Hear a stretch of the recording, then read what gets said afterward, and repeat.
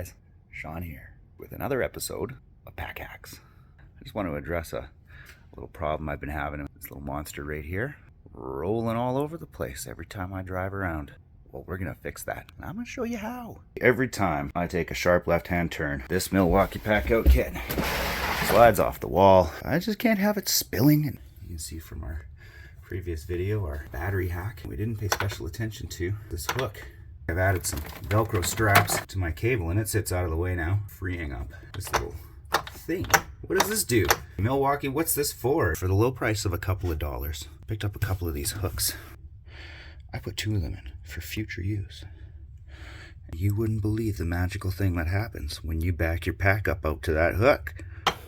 Flip this guy up. You can probably begin to visualize what happens as we roll the pack out. Clasped. What do you know? It's hooked right in there. One hook. And this thing is latched to the side of my van. Need to take my pack out. I just simply reach behind, raise the little hoop, and pull the unit out. Here's what that looks like. Reaching behind, undo the clasp, and she's done. Pack Hacks for the win. A very secure Milwaukee Packout. It can't go anywhere, no matter how bad I drive.